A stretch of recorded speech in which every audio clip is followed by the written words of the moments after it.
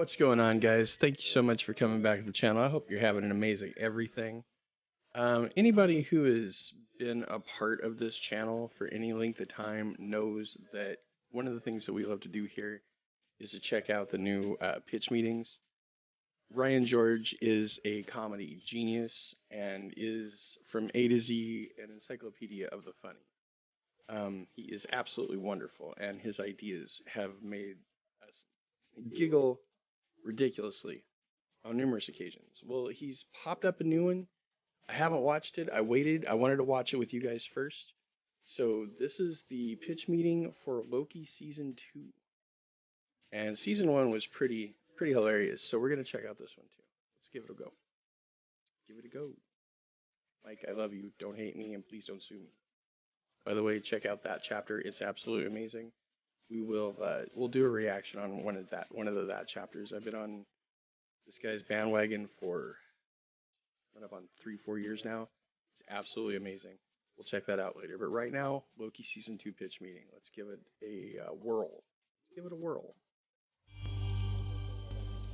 So, you have some new Marvel content for me? Yes, sir, I do. Oh boy, and I gotta say, this strategy of ours to dump hours and hours of Marvel content onto Disney Plus, yeah, it was maybe a mistake. Yeah, we might have messed up on that. Anyway, too late to stop now, so what's next? Well, I was thinking we do Loki season 2. Oh, everybody's favorite villain that hasn't been an actual villain in about 10 years. Exactly. I say we double down on this show because it was one of the few ones people actually seem to like. Very true. So what's gonna happen to Loki this time around? Well, you know how in season 1, Loki kind of learned to make selfless decisions for the greater good? Sure. Well, in this season, he's going to learn to make selfless decisions for the even greater good. I like that. So after Sylvie killed He Who Remains at the end of season 1, Loki starts doing this thing called time slipping. What does that mean? It means he glitches like a video game character and uncontrollably jumps around to different times and places. Interesting. Yeah, and since he's going back in time, that means he can do stuff then that affects the future. I feel like that's not the explanation we had for time travel in Avengers Endgame. Yeah, well, time works differently at the TVA. Meaning? It means that now that I've said that, I can do whatever I want and you have to get all the way off my back about it. Oh, okay, let me get off of that thing of yours. So anyway, to stop the time slipping from happening, Mobius and Loki go see this guy named OB because he wrote the TVA handbook. Okay. Oh, yeah. He says that this is happening because there are so many branching timelines that this thing called the temporal loom is overloading. Uh-oh, those sound like important time words. So what do? Well, Mobius has to bring this device to the loom, but there's a risk of his skin peeling off and spaghettification, and Loki has to prune himself at the same time. Pruning and spaghettification? That's right. Oh, horrible death words that make me hungry or tight. All right, so anyway, after all that, it still seems like this thing's gonna overload. Uh-oh. So they go find Sylvie in hiding to get her to help. And where's Sylvie hiding? Well, she's in the past working at whatever fast food chain the studio has a good relationship with. Probably McDonald's. I'm loving it. So Sylvie adores working at this McDonald's because of the fantastic work culture and delicious selection of food. They have a whole variety of delicious offerings, which will be discussed by the characters, yeah, but Sylvie doesn't want to help out, even though they tell her that her whole timeline's going to stop existing if she doesn't. How does that make sense? Free will or something. Now Opie realizes he needs the temporal aura of He Who Remains or Miss Minutes to fix this loom thing. All right. So everybody goes back to 1893 Chicago to find a He Who Remains variant named Victor Timely. Right. And there's a whole bunch of chaos, and he ends up getting away with Miss Minutes. Oh yeah, the cartoon clock lady. That's the one, but she confesses that she wants to have a physical form because she's in love with them and wants them to,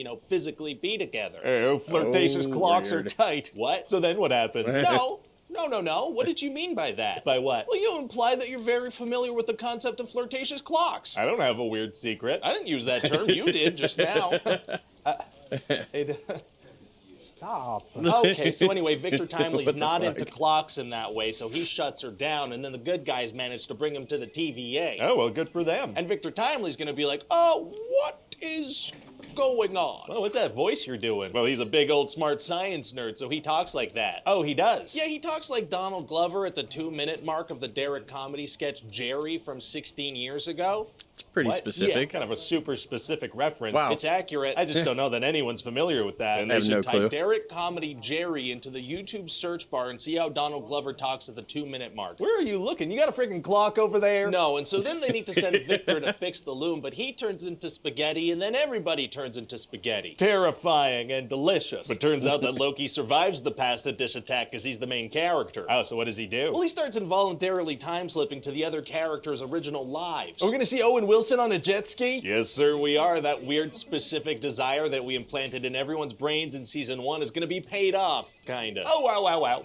Weird. Wow. So now Loki has to get the whole team back together and try to fix the loom again. A lot of loom repair attempts, but Sylvie doesn't want to help. Even though she's been told that her reality will stop existing. That's right. Wow, she kind of sucks, huh? Gonna be tough to get her to join if that doesn't convince her. Actually, it's gonna be super easy. Barely an inconvenience. That's what I want. Really? Yeah, see, eventually her reality does turn to spaghetti, so then she decides to help out. Ugh. So they try to fix the loom again, but everything turns to spaghetti because they're too late. Of course. But then Loki figures Mamma out how mia. to control What the his fuck? time slipping, so he sets out to fix this loom earlier. So what does he do? Well, he spends centuries learning about physics, but every time Victor goes out, he still turns to spaghetti. Why does Victor the human have to be the one to go? Why can't Loki the god go? Look, because Victor's the one who invented this thing, so if there are problems, he can solve them. Can't Loki have Victor troubleshoot through a communicator? Hey, shut up. So then Loki goes to see he who remains at the end of time, who's like, hey, you can save the loom by killing Sylvie before she kills me. Right. But Loki's like, I will not kill Sylvie. She's the best. She's not. So then Loki realizes he can destroy the loom and rejuvenate all the timelines and make them into a tree-like structure and hold them. How? Magic. That works. So now he's essentially sacrificed himself to oversee all the timeline branches all alone at the end of time forever and ever. Wow. Well, we've come a long way from the Loki that attacked New York City like a week before this. Yeah, like a week ago, but also centuries have passed since then. It's a big character transformation. Major transformation. Talk about a time He jump. did replace a sewing device. Well, don't say it like that. Sorry. So what do you think? Oh, honestly, I think it's great. You know, you have a show with a distinct voice and a unique style, focusing on characters. It's good. Thank you. It's really good. In fact, I'd go so far as to say that nothing could put a damper on this. Oh, God.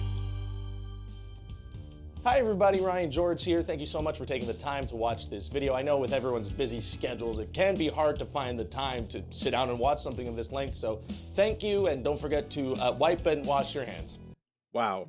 Okay, so that part at the end was a little weird, and some of that was kind of specific. I don't know about you, but I'm probably going to go and check out that Donald Glover stuff after we get finished with this, so I'm just going to say, if you dig this, if you like watching it with me, please feel free to like, comment, subscribe. I appreciate every single one of you that does. Until then, until the next one, just watch over yourselves, take care of each other, because I love you guys, and I will talk to you at a time later than the present. Take care, guys. Bye.